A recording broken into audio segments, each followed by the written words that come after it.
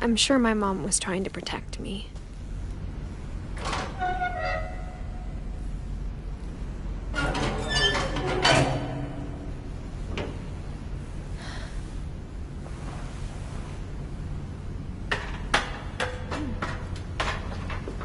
Maybe she was afraid I'd end up like Walter. But if she never told me about an uncle under the house, I can only imagine what else she was hiding. I don't want to make the same mistakes she made. Trying to bury something that's still alive.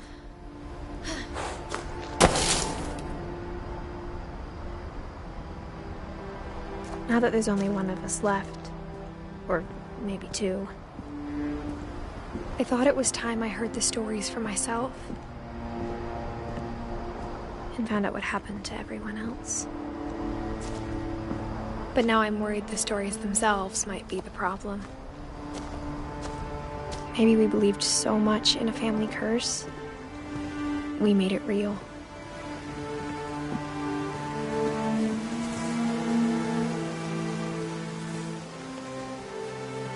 I don't know if I should even be writing this.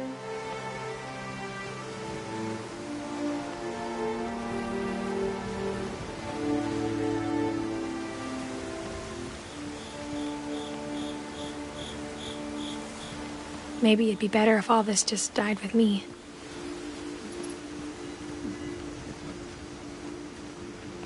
But I thought you should know about your family.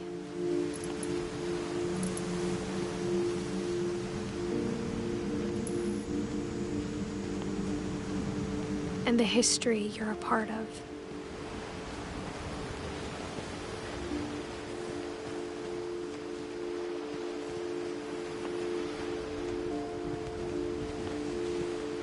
Though to be honest, I feel as lost as you probably do right now. I think the people in these stories believed them, for what that's worth.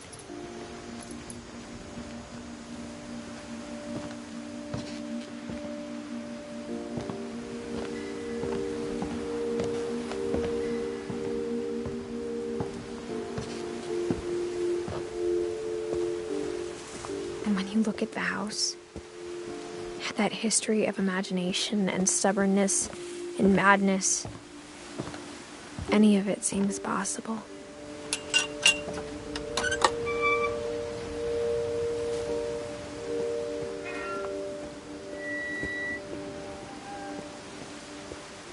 I think we've been surrounded by death for so long, we've just gotten used to it. What kind of family finishes building a cemetery before starting the house?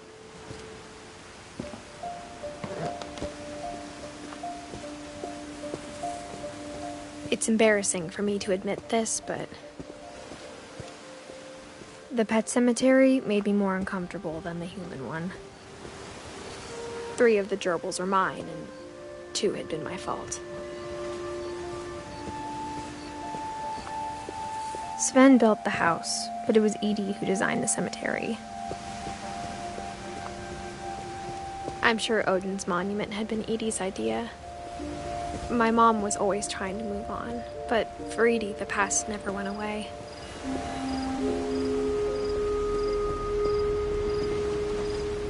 She could see it poking out of the water at low tide.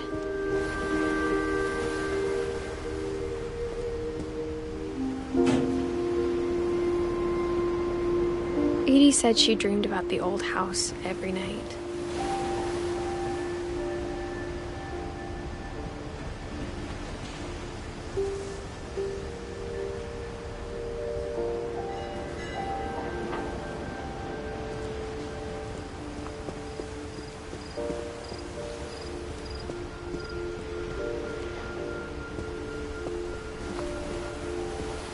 Edie's side was always easier for me to understand.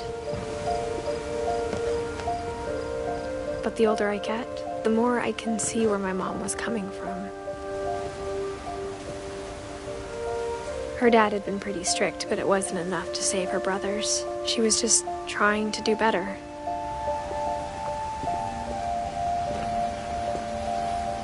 She lost 2 of her brothers, just like I did. I get why she tried so hard to protect us.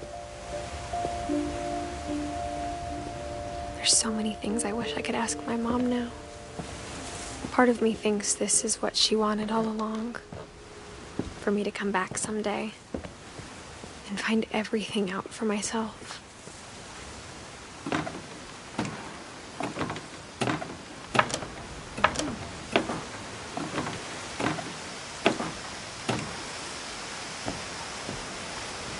But looking back on it now,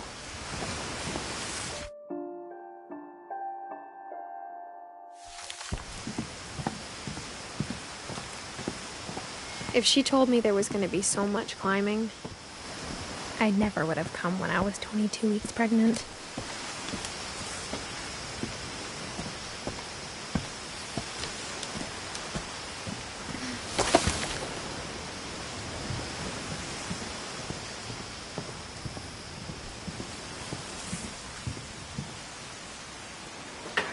I never met Grandpa Sam, but I think he and my mom had a lot in common.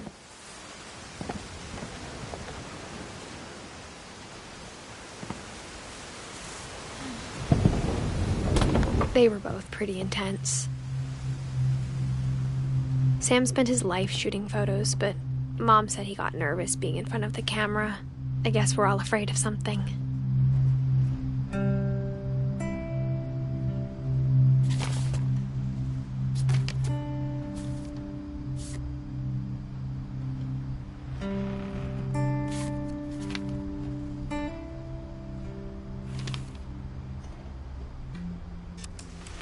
Dawn, I promise, you'll never forget this weekend. Yes, sir. These memories are gonna last a lifetime. Mm-hmm. Am I gonna have to shoot anything? It's a hunting trip, Dawn. Shooting is strongly imperfect. It's gonna rain the whole weekend, isn't it? You'll never forget this weekend, Dad. That's the spirit. Okay, got it. I'm gonna take some pictures, okay? Just be careful. The camera's older than you are.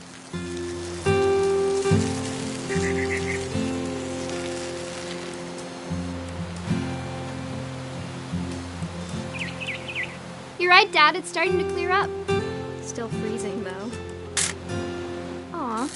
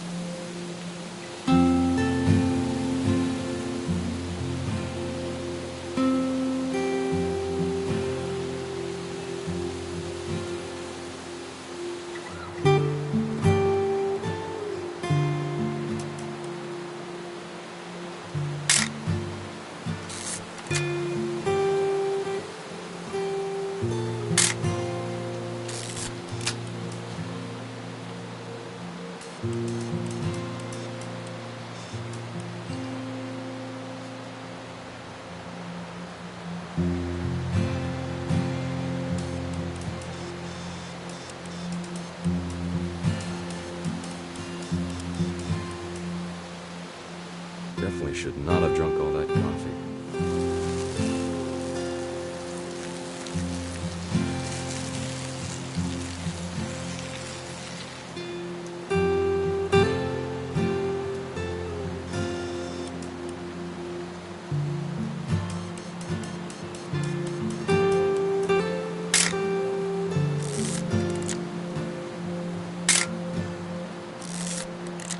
Nothing quite like peeing outside. Hold still while I... Hey! That's a keeper. I'm just saying, I'm not always gonna be here, Don. You'll need to remember this stuff, if you want to survive. I'll be fine, Dad. You know who else thought he was gonna be fine? Some guy who died. Don, I'm being serious. I know, Dad. You're always serious. Doesn't being out here make you want to chill out? Well, to tell you the truth, I haven't been out here in 20 years.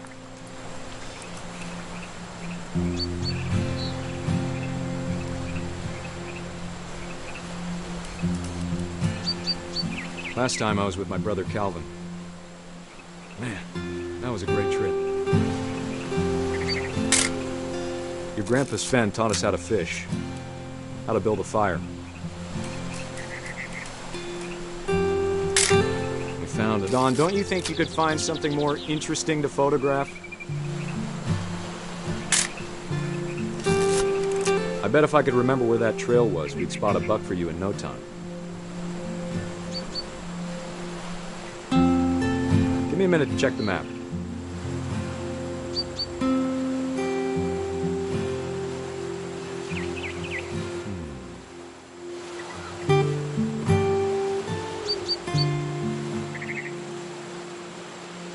Let's see.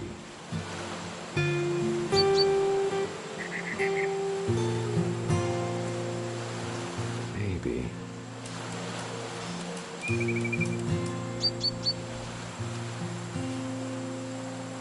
Or was it?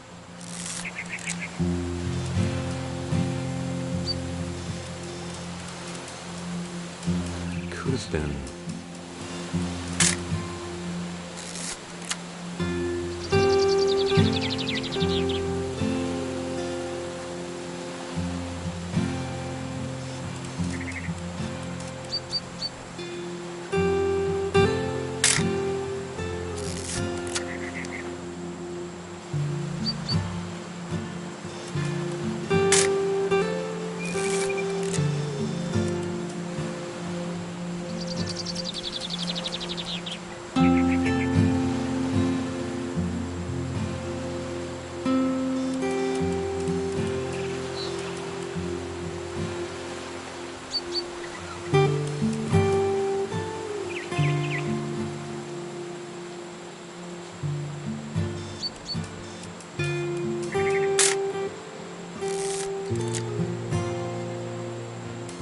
Dad!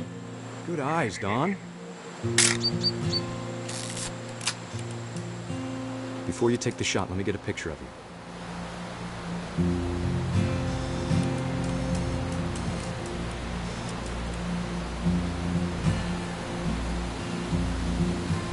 Dad, I... Just breathe. Turn off your imagination. Focus on your target.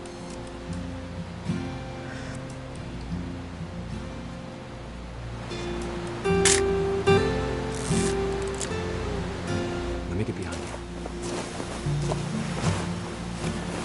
Do I have to do this? Don, you don't have to do anything. But if you want to survive, you'll need to be strong. Great shot, Don!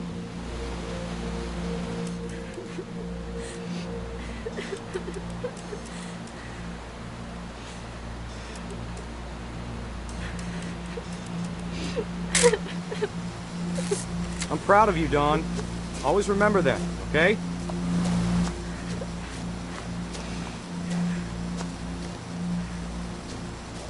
Dad, it's twitching. I think That's it's totally normal, Dawn. Just focus on the camera. Try not to think about... Dad!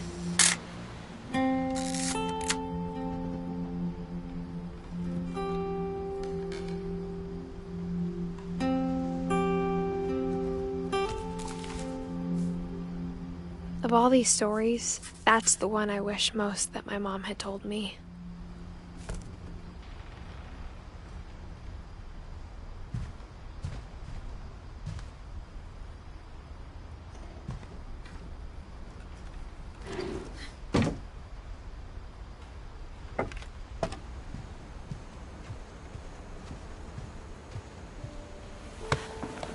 After Sam died, my mom and Edie got really close.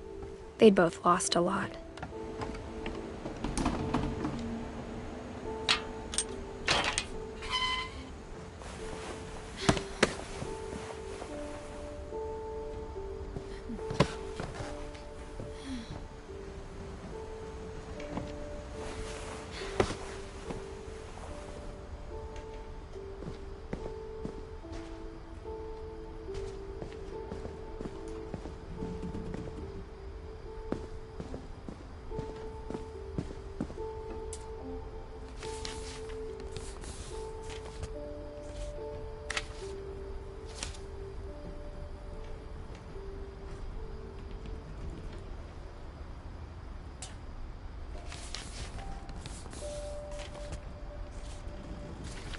Dear Kay, do you remember the way Gregory used to laugh when he thought he was alone?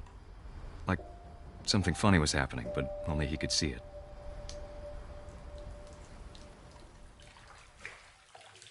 I think he saw things the rest of us don't.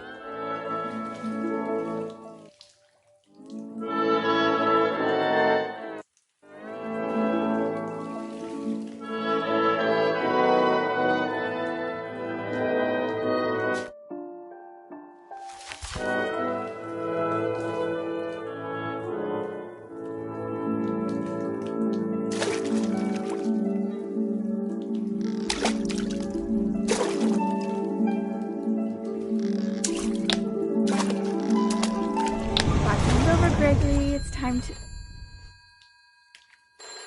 Hold on, sweetie. Hello? Sam, I told you I don't want to talk right now. I wonder what he saw. What his world was like.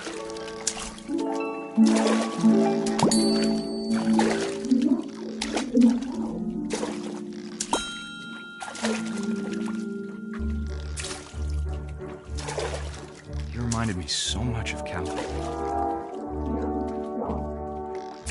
Lost in his imagination. Whatever it was, he saw.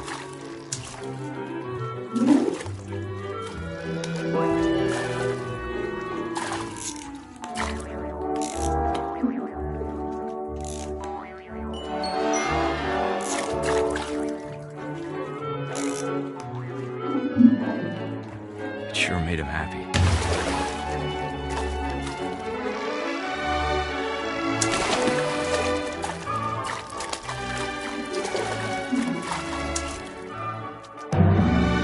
I know how silly it sounds.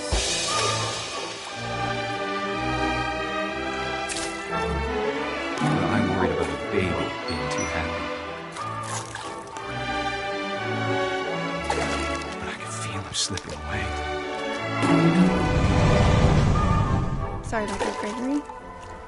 I know you did everything you could. Maybe if I hadn't called that night. Damn it.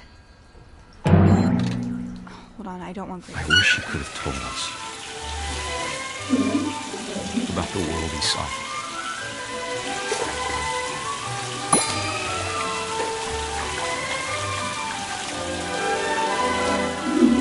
There's so much I don't understand about Gregory. About everything.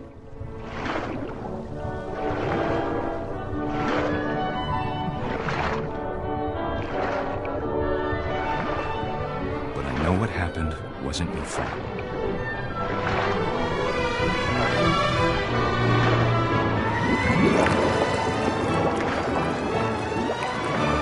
I'm sure he's happy. He'd want you to be happy too. Good luck, Kay. Love, Sam.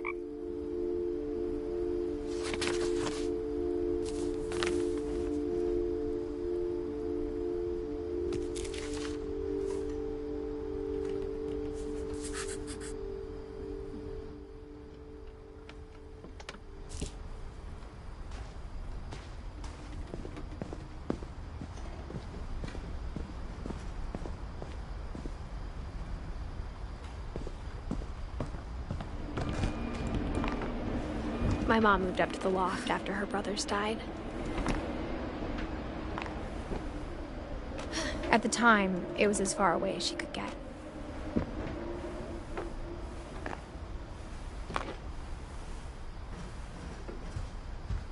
I can't imagine what it was like for her to lose 2 sons after she'd already lost 2 brothers. She spent a summer building houses in Calcutta, where she met my dad, Sanjay.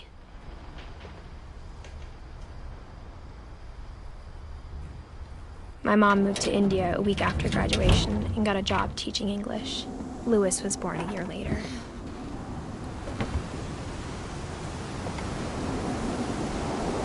When my dad died, I don't think Mom knew where else to go.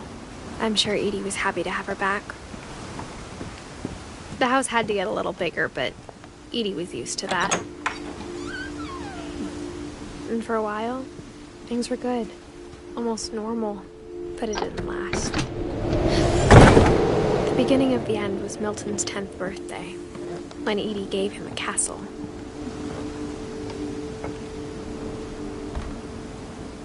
After Milton disappeared, the only thing he left behind was a room full of paintings.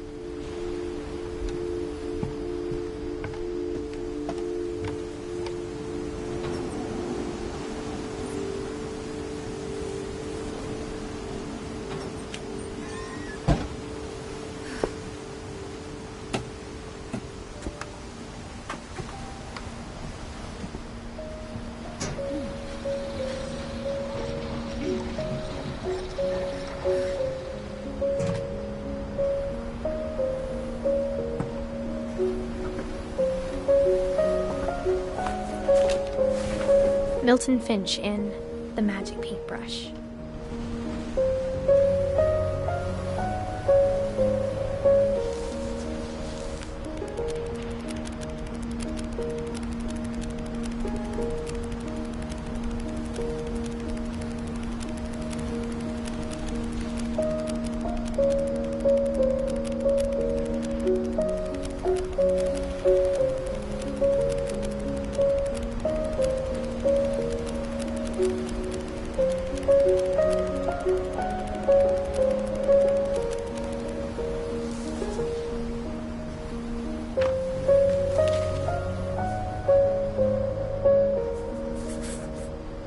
I was 4 when Milton disappeared.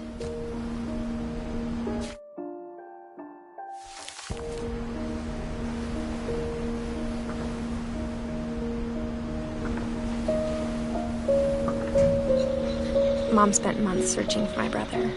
Then she sealed the doors.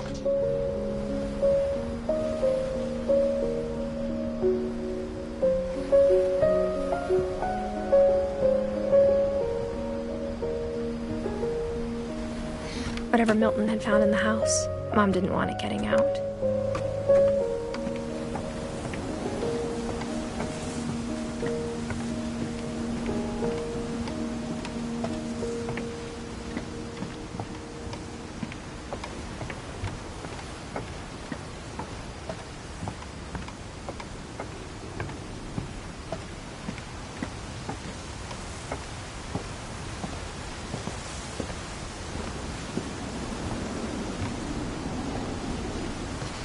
Mom definitely blamed Edie, but I think Louis blamed himself. After he graduated, he just spent more and more time in his room, until Mom got him a job at the cannery.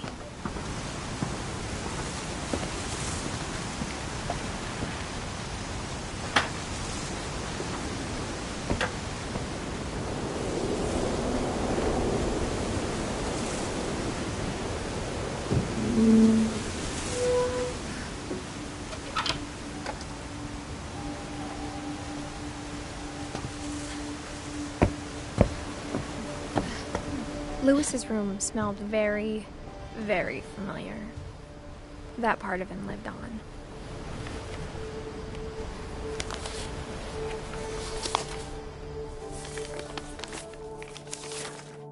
Dear Mrs. Finch, as Lewis's psychiatrist, I can understand your desire for an explanation.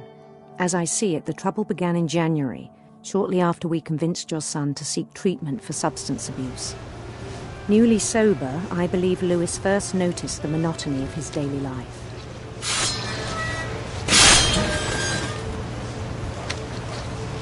He kept working at the cannery, but he withdrew part of himself. In our sessions, I saw the same behavior. His mind began to wander.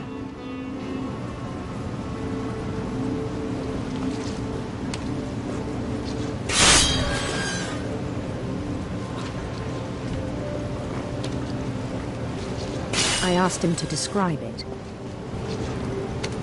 He said he started small, imagining a labyrinth. He'd feel his way about. Then something moved. Bats and toads.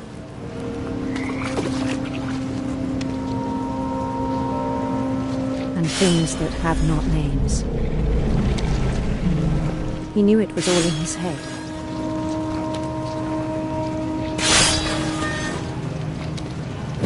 But he took it very seriously. I had hoped he'd find himself.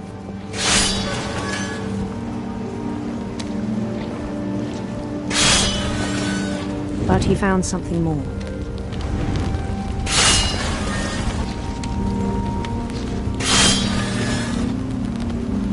I worried about him then, daydreaming at the cannery.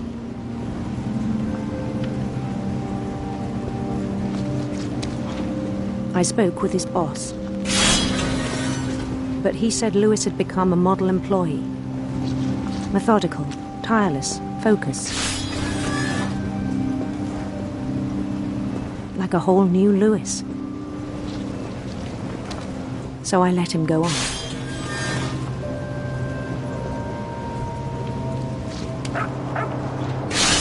I even encouraged him. It seemed very promising at first. He told me he'd made a new friend.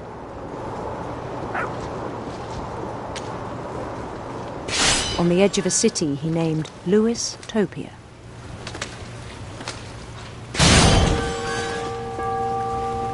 He built the city up slowly, brick by brick. Then he made musicians.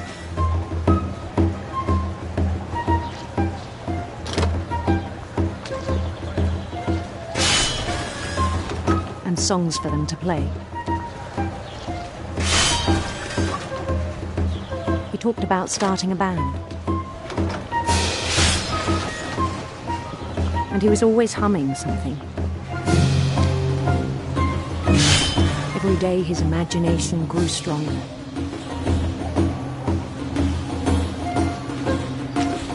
He no longer spoke at the cannery. But his chopping was as reliable as ever. Then one day it struck him that all the cheering crowds, even the stones under his feet, were all in his imagination, so he could do whatever he wished.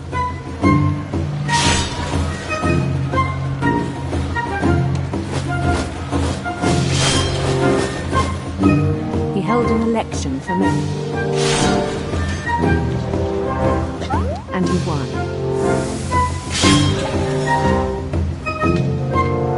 They begged him to stay, but his mind was already wandering. It became a game for him.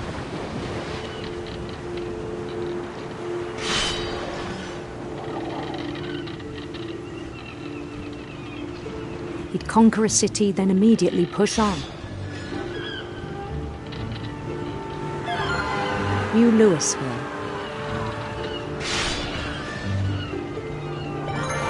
St. Louis. He started drifting away from our reality.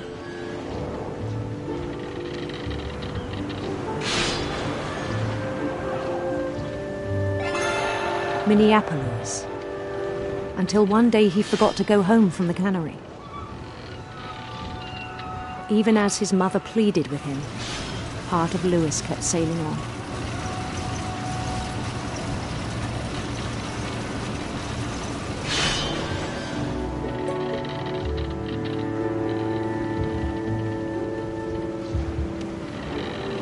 In Lewisburg, he heard rumors of a handsome queen.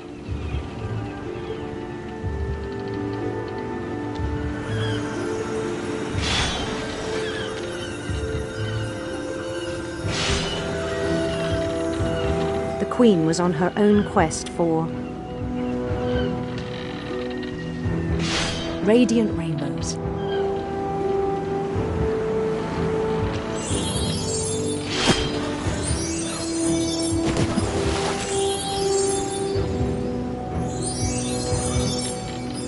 He followed the sound of her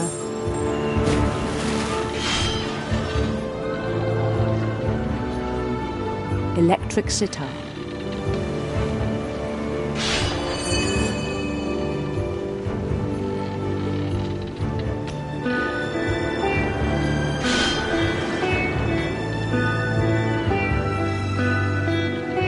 His chase led him to a golden palace east of the sun and west of the moon.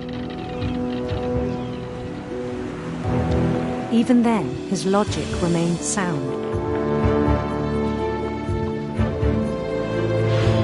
He knew the world was all in his imagination.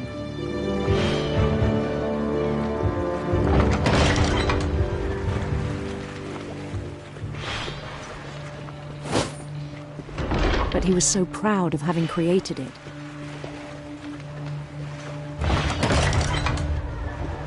In his own eyes, he'd become something greater than a king.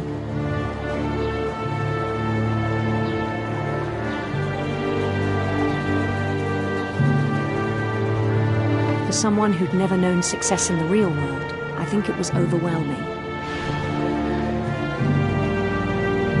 And then it struck him that the real Lewis was not the one chopping salmon, but the one climbing the steps of a golden palace.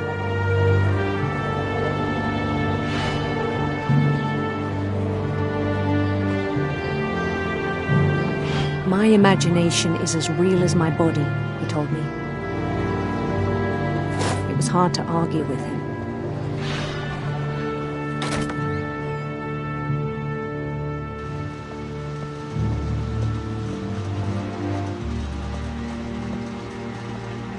He began to forget the world we know.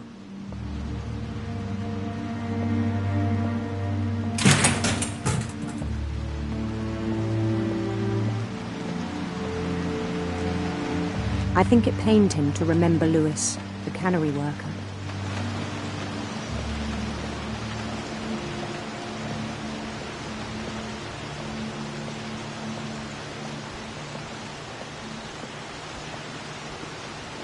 He began to despise the man with a royal contempt.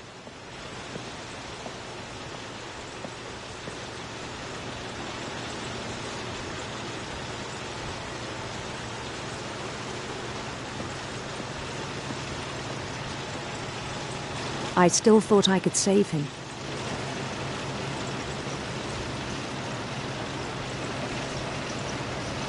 Even after he said he was being crowned king over all the lands of wonder.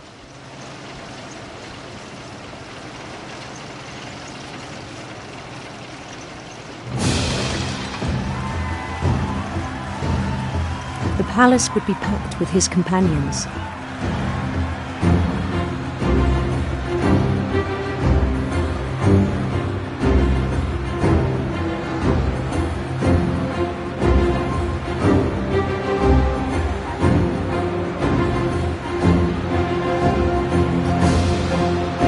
Including the wise Calico who had insisted on advising him.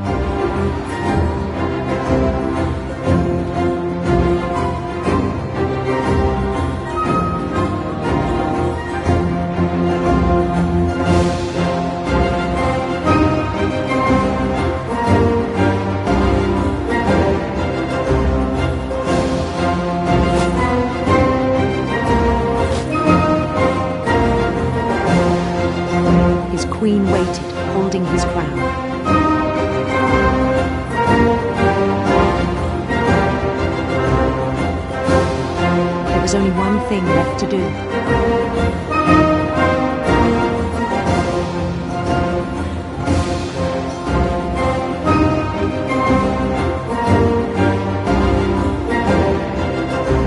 Bend down his head.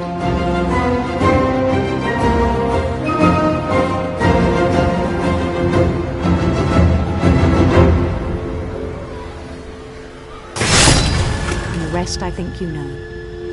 Mrs. Finch, your son was a kind man who will be missed by all of us who knew him.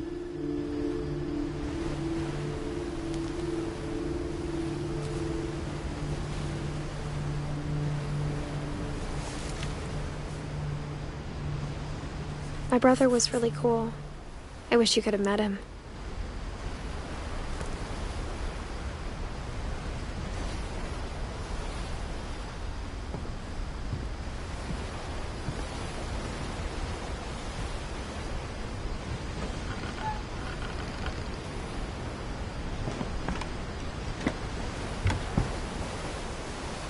On the way back from Lewis's funeral, my mom told me to start packing. She waited until the day before we left to tell Edie. I'm not sure if she wanted to make it easier or harder. I wish we'd stayed.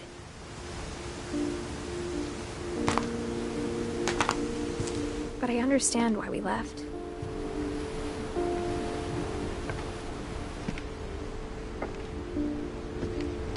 What happened that night had been coming for a long time.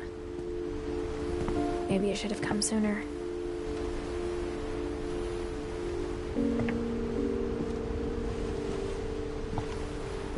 But it had to end one way or another. All that's left now is to tell you about that last night.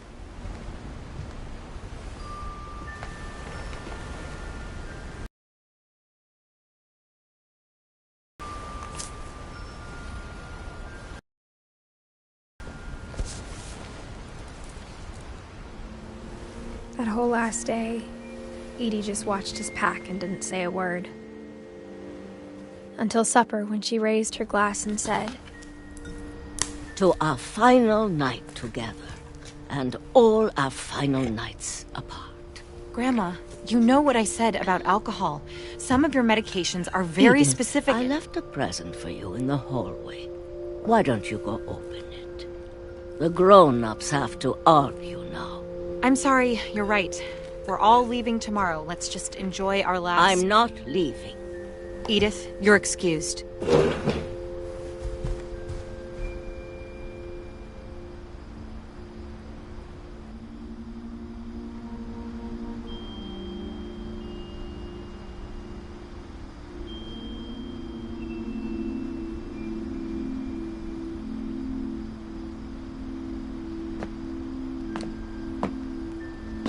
The power had been shut off that morning, but Edie always had plenty of candles. When my mom sealed the library, I don't think she knew about the other entrance, or that Edie had a key to it.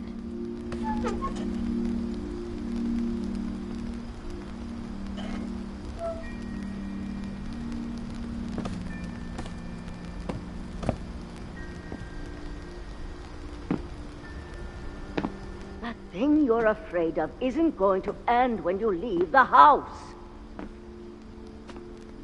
Edith has a right to know these stories. My children are dead because of your stories. I think it's best if I could tell you, but there's only time for one. This is about...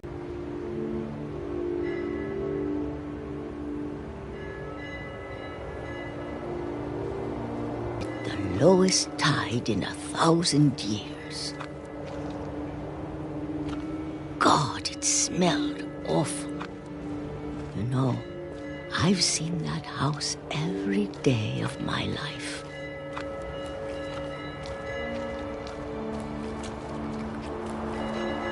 But I never thought I'd go back to it. When the fog rolled in, I lost my way.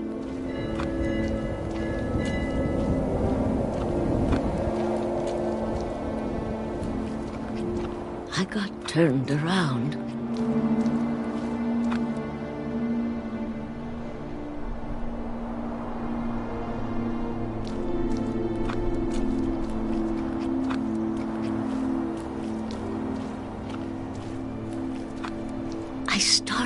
seeing things.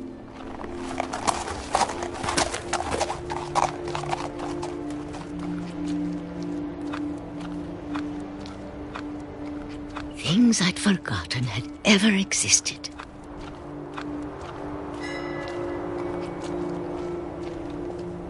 But when I saw them, they felt like old friends. That night, a lot of things came back to me. Or maybe I came back to them.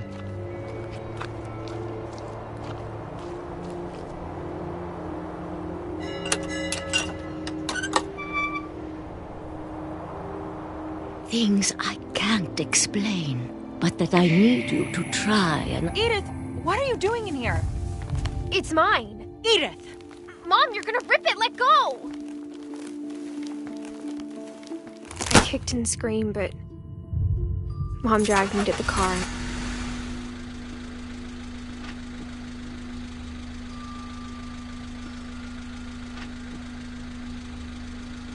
I never saw Great-Grandma Edie again. The next morning, the band came to pick her up, but she was already gone. After that, we moved around a lot.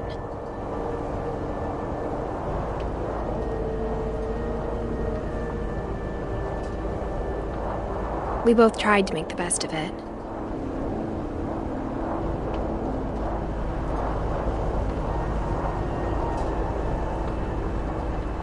A few years went by.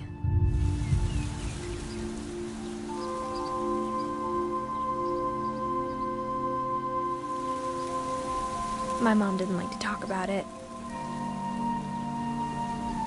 but she started getting sick a lot.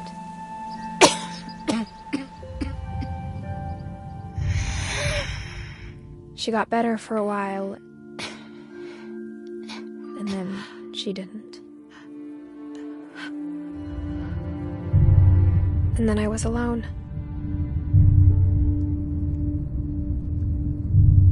The last Finch left alive.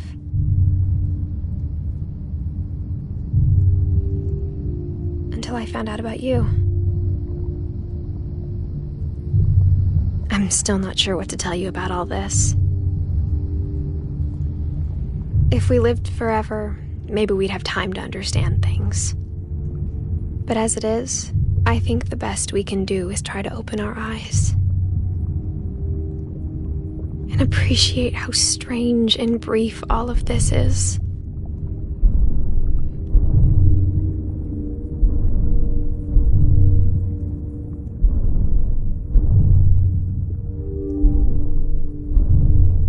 This journal was supposed to be for you.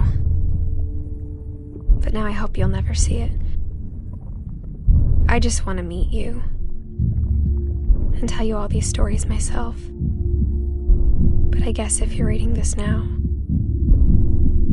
things didn't work out that way.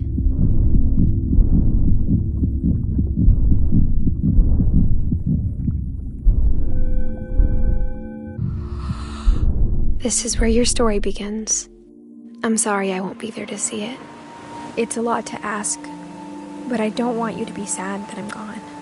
I want you to be amazed that any of us ever had a chance to be here at all. Good luck.